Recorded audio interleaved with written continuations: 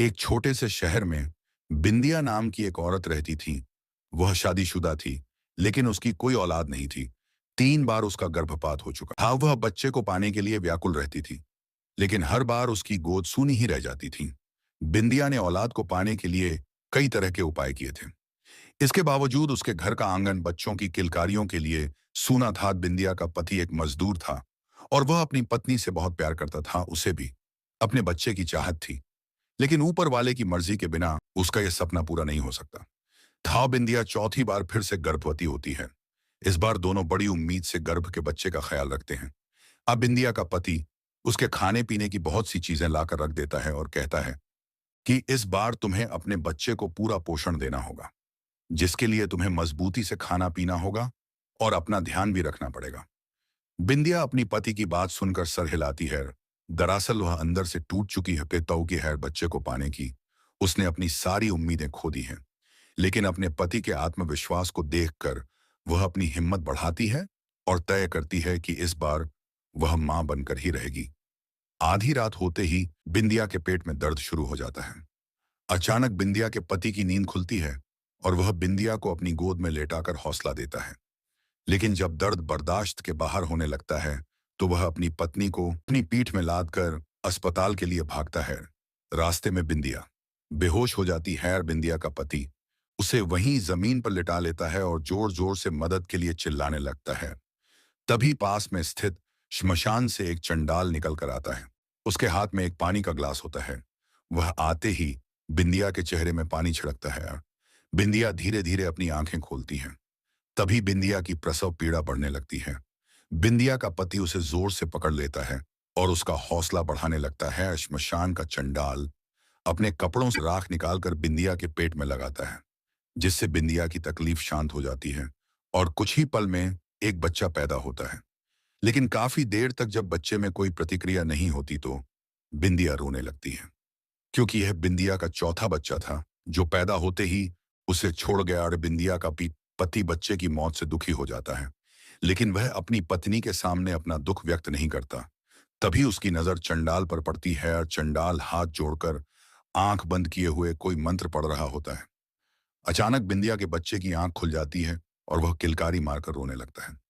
बच्चे की किलकारी सुनते ही बिंदिया और उसके पति अपने बच्चे को गले से लगाकर चूमने लगते हैं। कई सालों बाद उन्हें संतान का सुख प्राप्त हुआ था। दोनों श्मशान के चंडाल को धन्यवाद देते हैं और उसके चरणों में गिरकर उसका अभिवादन करते हैं। चंडाल बिना कुछ बोले श्मशान में वापस लौट जाता है। बिंदिया का पति अपनी पत्नी और बच्चे को साथ में घर वापस आ जाता है। दोनों अपने बच्चे के साथ बहुत खुश होते हैं। एक रात बिंदिया की नजर खुलती है तो वह देखती है कि उसका बच्चा कमरे में पैदल चल रहा है, लेकिन वह तो सिर्फ 2 महीनों का है। बिंदिया सोच में पड़ जाती है कि इतना छोटा बच्चा कैसे चल सकता है। वह अपने पति को जगाती है, लेकिन गहरी नींद में होने की वजह से वह नहीं उठता। बिंदिया डरते हुए अपने बच्चे को गोद में उठाकर बिस्तर पर लेटा लेती है, लेकिन उसके मन में डर की दस्तक हो चुकी थी। सुबह होते ही वह अपने पति से रात की बात बताती है।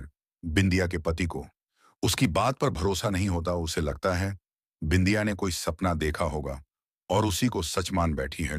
एंड वह बिंदिया को समझाता है और अपने काम में चला जाता है। अपने पति के जाते ही बिंदिया अपने बच्चे को पालने में लेटा कर घर के काम करने लगती है। घर के काम के बाद बिंदिया अपने बच्चे को दूध पिलाने के लिए उसके पास जाती है और वह डर जाती है जब अपने बच्चे को खून से भिड़ा हुआ मुर्गे के पंखों के साथ खेलते देखती है। तभी पड़ोस की महिला बिंदिया के घर आती है और कहती है, मेरा मुर्गा नहीं मिल रहा है, क्या तुम्हारे घर में आया है? बिंदिया कुछ नहीं समझ पा रही थी। उसका दिल मानने को तैयार नहीं था। जैसे इतने छोटे से बच्चे में इतना बड़ा मुर्गा खा लिया था। वह अपनी पड़ोसन से झूठ कह देती है। शाम को जब बिंदिया का पति घर आता है तो बिंदियाओं बहुत घबराई होती है और कमरे के कोने में शांत बैठी होती है। वह आते ही बिंदिया से कहता है, क्या हुआ, तुम ऐसे क्यों बैठी हो? तभी वह अपने पति के गले लगकर रोने लगती है और कहती है, यह कोई साधारण बच्चा नहीं, क्योंकि आज इसने पूरा जिंदा मुर्गा ही खा लिया। बिंदिया का पति यह बात सुनते ही हक्का बक्का रह जाता था। खैर वह जल्दी से उसी श्मशान की तरफ भागता है जहां यह बच्चा पैदा हुआ था। वहां पहुंचते ही उसे वही चंडाल फिर से दिखाई देता है। उनके पास पहुंचते ही वह कहने लगता है, बाबा वह बच्चा तो असाधारण है क्या उसे कोई भूत बाधा आई है? लेकिन चंडाल को पहले से ही पता था। वह कहता है, तुम्हारा बच्चा तो पैदा होते ही मर गया था, लेकिन तुम लोगों के दुखों को देखते हुए मैंने एक प्रेतात्मा को तुम्हारे मृत बच्चे के शरीर में प्रवेश करवा दिया था, जिसकी वजह से वह जिंदा है। लेकिन वह एक अमावस्या तक ही प्रेतात्मा उस बच्चे के शरीर में रह सकती है और उसके बाद तुम्हारे बच्चे की सांसें बंद हो जाएंगी। चंडाल की बात सुनकर वह उनसे इस समस्या के समाधान पूछता है। चंडाल बताता है, यह तो तुम्हारे कष्टों की शुरुआत है रा। अगर वह बच्चा तुम्हारे घर में रहा तो हर दिन तुम्हारे घर में मौत का तांडव होगा, क्योंकि यह भूत का बच्चा है। लेकिन यदि बच्चे की माँ श्मशान में सारी रात उस बच्चे के साथ भूतिया साधना करें तो तुम लोगों की जान बच सकती है। और बिंदिया का पति अपने घर पहुंचकर अपनी पत्नी को सारी बात समझा देता है, लेकिन वह अपने बच्चे से जुदा नहीं होना चाहती।